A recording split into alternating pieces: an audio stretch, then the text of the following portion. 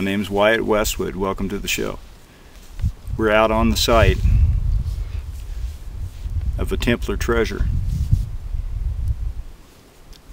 This particular rock behind me is a light machine. It's an image machine. It's made out of just nondescript rock, but this particular pile of rocks creates an image at a certain time of the year when the sun's hovering at the end of its cycle.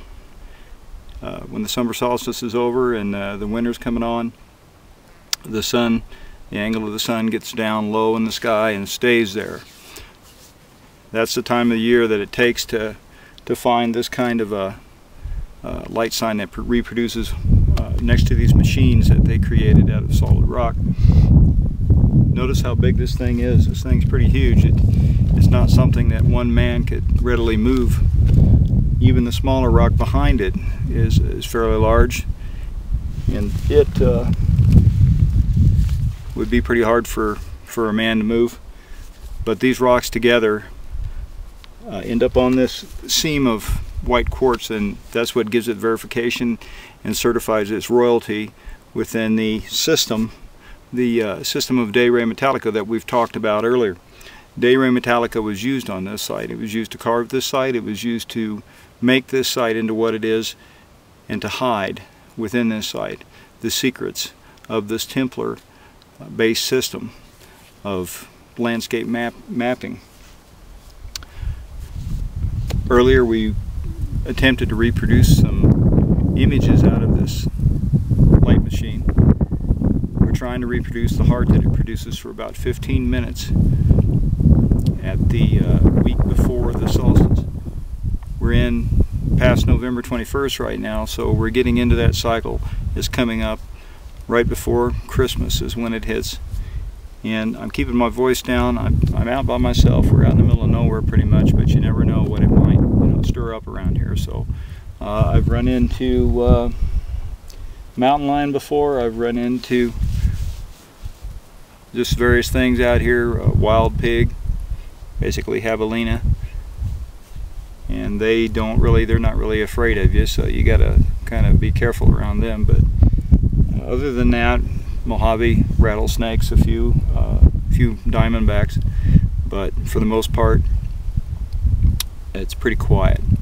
Just got a slight breeze today. It's in the 70s. It's a real beautiful day. It's a great day to do this kind of stuff, so I'm glad to be here. It was a hard trip. I found out earlier this week my rib is still broken. So I'm dealing with that kind of pain, and I had to lug all this equipment up here. It's scattered all over the place. This is a second take of this film. The first take had some problems with reflection on the lens. Hopefully this is a slightly better one. Again, my name's Wyatt Westwood, and you're on the show, Legend Hunter, and we're looking for Knights Templar treasures.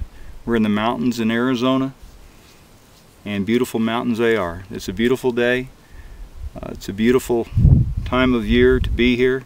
I love living here, and I love hiking, and I love doing this sort of thing, and this is my hobby, this is my passion, searching for the secrets of this Knights Templar system, of this Masonic system, this Freemason system, hiding various treasures. You can probably hear off in the distance there the gunshots. Hopefully they're not shooting this way, but it's hard to tell. If they're up on top of that mountain over there, we may have to duck. Anyway, this is hunting season up here, so there is a lot of hunters out. But one thing I've noticed about the hunters out here, they don't usually like to climb mountains like I do, so they're usually down in the lowlands. So we're just going to keep a low profile up here, and we're just videotaping this.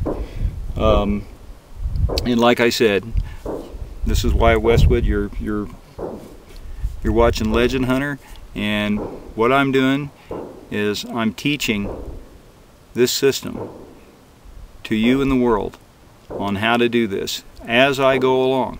I mean, it's taken me years to get to where I'm at now, but I feel that I'm at a spot where I can share it with you. I can show you some of the ins and outs of it without giving away all the secrets, and show you some of the end signs that you will see when you get near that treasure or when you get near that gold mine. So hang in there, hang tough, and bear with me. We're going to attempt to do this light thing, and then we're going to go down here by the mine skull, which we will find at all these sites. The skulls are pretty important in their system. These carved profile skulls, the profiles are very important. The profiles in leading you to the spot that you need to get to in order to find these gold mines and find these gold vaults. So without further ado, I'm going to get up and go down here, and we're going to set up down here by the mine skull, and I'm going to give you guys a little insight on what these mine skulls look like from their profile angle. They only look that way from one angle, and that's the beauty of this system. It was meant to be seen that way. As a matter of fact, we may have discussed earlier about the possibility that this system was strictly a one-eye system. You found the signs and the various symbols by strictly using one eye. Probably they put a patch over their eye just like a pirate. Maybe that's why the pirates had a patch. Maybe they didn't have just one eye. Maybe that was one of the ways that they used to see the secret language buried within this system and find whatever it was that they were looking for as they were coming close to the shore. It was right there, written on the shore for them, waiting for them. They just had to pick it out of the background and find it. Without further ado, I better go because I've got a large bee hidden behind the camera. I was about ready to give her up when we started producing a small symbol from the sunlight, so I thought it was worth it to hang out here and film this symbol a little bit. It looks like a horseshoe symbol that's coming into play here. We'll adjust the camera and zoom in on the image and kind of watch the image as it goes to its metamorphosis. And metamorphosis is pretty important. That's what causes the image, allows the image to come into focus and become what it is.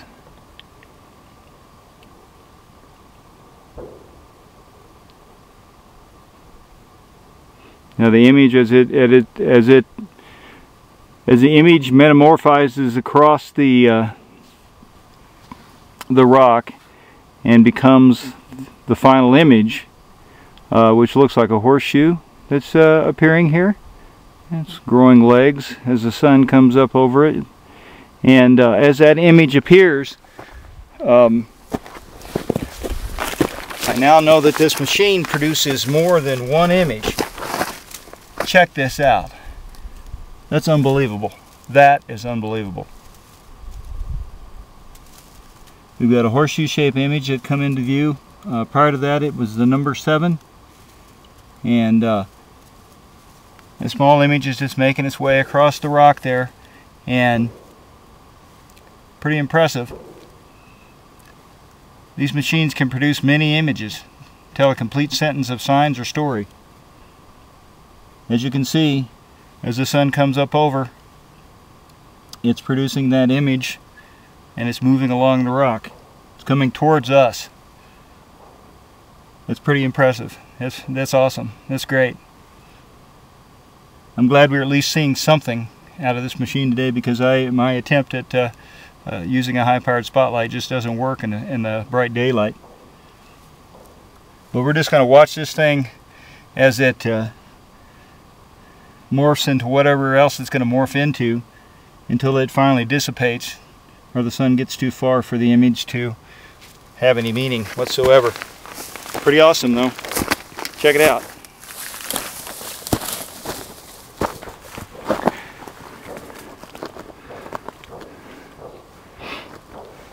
Looks like possibly the letter P, A, or a door symbol. Zoom in a little bit.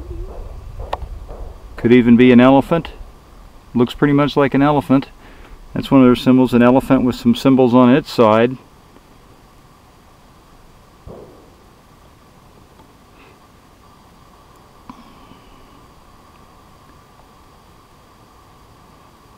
If it's got two heads, more than one head, apparently it's a Janus symbol. A lot of these symbols don't come into focus or come into view until it's their time, until it's that time of year. So any other time of the year, they may make a symbol, or they may produce a symbol, but it may not have the importance of what you're looking for. Now as this thing morphs along, looks like it's forming into a kind of a weird looking thing. Oops. More or less, I guess it could be a mushroom, door symbol, plug symbol, shaft symbol, plug shaft symbol. We got some grass that looks like it's interfering a little bit with the symbol. Sometimes you have to tend to the garden and cut the grass around it in order for the symbol to become clear. That's perfectly normal. This is dead grass, not hurting anything to pull a little of it up. This time of year there is no plant life. Everything pretty much dies off, and this area here is pretty devoid of anything that's worthwhile, I'll tell you that, other than a huge gold treasure somewhere.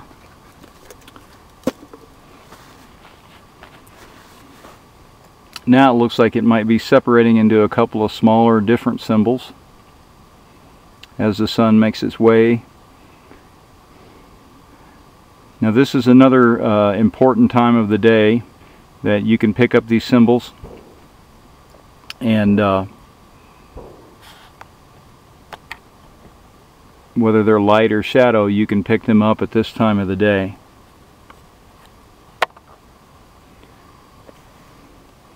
Sometimes they get pretty intricate. They can say many different things and stack many different symbols into one there. Now you can see the breeze blowing the grass behind the sunlight, making the symbol fluctuate in light intensity as it makes its way along there. Now they can have a raised area in there that is only illuminated at this time of the year that can recreate numbers, letters, a small sentence, small signs, or even their signature. So that's kind of neat. There's another light machine fairly close to this one that produces multiple images at the same time. That one I'd like to be at the right time of the year, and we just might be this year, because I'm going to come back out here and we're going to photograph these babies and watch them and see what they end up being at the important times they're supposed to produce these images. Now there for a little bit it looked like this image is starting to fade. Like I said, there's multiple holes within this light rock, and so this light rock can produce many different images, probably at different times of the day, different times of the year.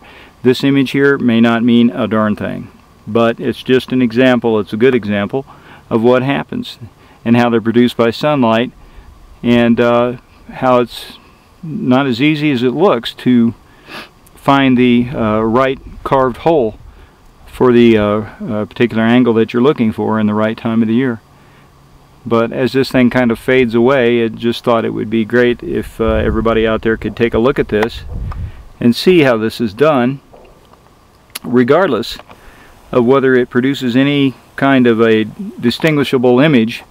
At this point, it does show that these machines do work and they do produce this. And finding these machines is the key to this. That's always been the key. Finding these machines, locating the proper machines with the important markers on them, is what it requires in order to be able to capture this stuff and move on to the next sign or symbol. Almost looks like it's forming into an animal, possibly a goose or a duck, which is pretty common, as they use the Egyptian god of Jeb a lot in their symbolism. That would make perfect sense if that's what it was doing. It would just give another stamp of royalty and of protection over this particular gold mine and treasure. So that's a pretty good thing. Now we have some other places that we have to hopefully get to today. Another one is a rock, the sister rock to this rock. And this is what I would call a Janus rock. And within this Janus rock are certain geometric signs and symbols that are reproduced in the other Janus rock that I just recently found. It's a bit smaller than this one, but it's telling the same story. It's giving the same clues. So that sun sign there is kind of set in. It's set in to stay there for a while. The ones I'm interested in don't appear and don't stay that long. They take their time. Now the reason I call that a Janus stone is, if you'll notice, I'm going to raise this up a little so that you can see me too. And the sun's starting to get in the way here, so we're going to move the camera over a little bit, because we're getting a little bit of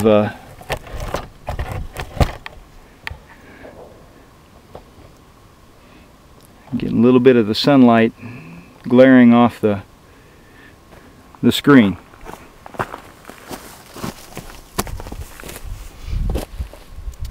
The symbol's still in there. Anyway, what I was getting at, whoops, gotta flip that around far enough to where it flips the picture so I can tell if we're getting a decent video here or not. Anyway, you'll notice this is a profile. It's a profile of a block face. Got a block eye, block mouth, got a pointy nose, and that's the way they did a lot of these monuments. Now this is a Janus monument because it has a profile also from this view. There's a profile face. These are rough representations. They're not exact duplicates of a human face. They're meant to represent either humans or animals, and they can represent various types of humans or animals, and it's just part of the system that they used, which was a multi-headed Janus, and they use these monuments all over the place. What really gives them the royalty are the various things that come together and get you to the spot. And these important spots where these images occur are the key to these Templar treasures. And this is something I just wanted to share with everybody, and I'm glad that we got an image that appeared, and it looks like an image is starting to morph into something else. So I'm going to get out of the photo again, and I just wanted to point it out, all of the features of this particular Janus stone.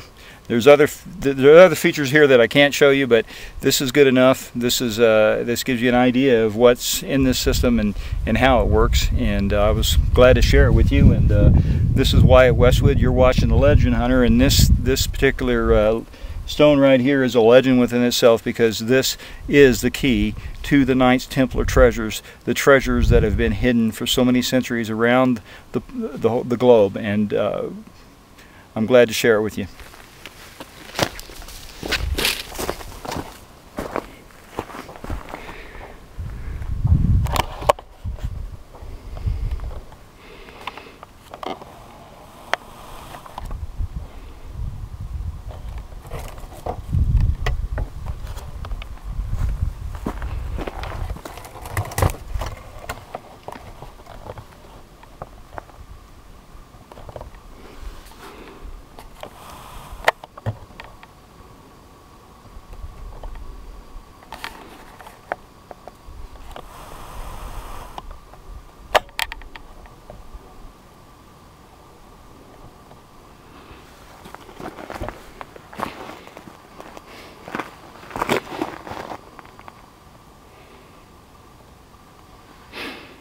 Strange image.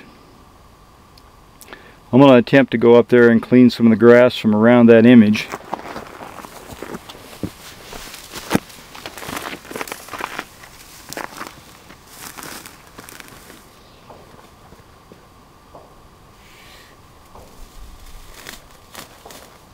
Maybe we can clear it up a little bit here by removing some of the obstacles here.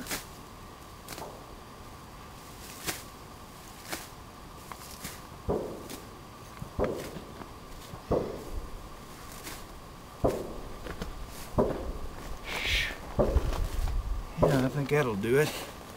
Hopefully I'm not messing it up. You gotta watch it around the rocks when you do this. I'm gonna bust up the rocks. They're placed there for a reason. Let's see what we got here. Doesn't seem to have changed it much. Didn't really focus it in any better.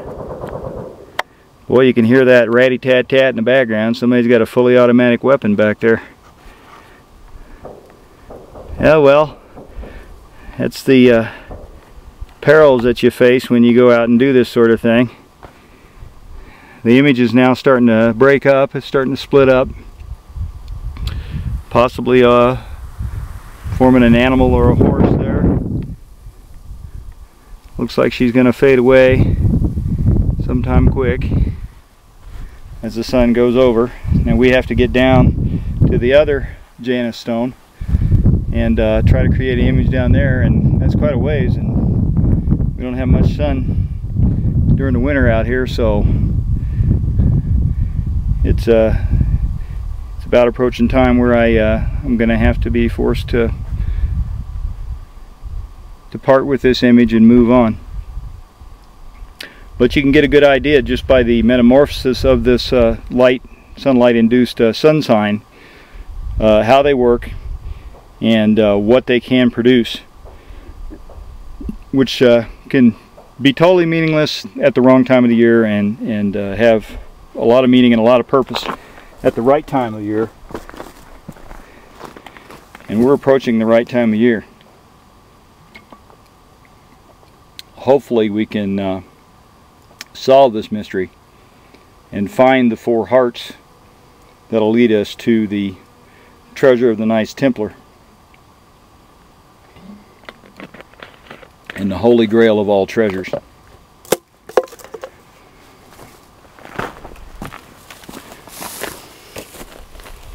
This is a national treasure.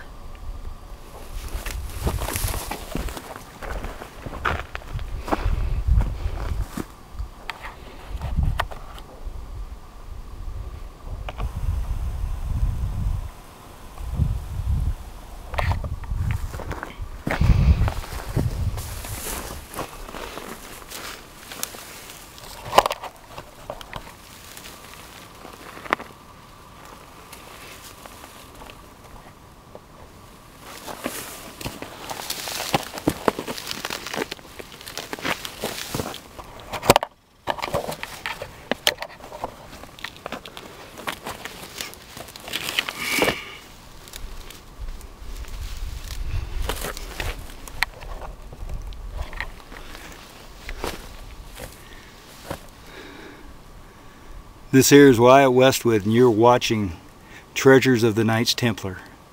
Legend Hunter. Stay tuned.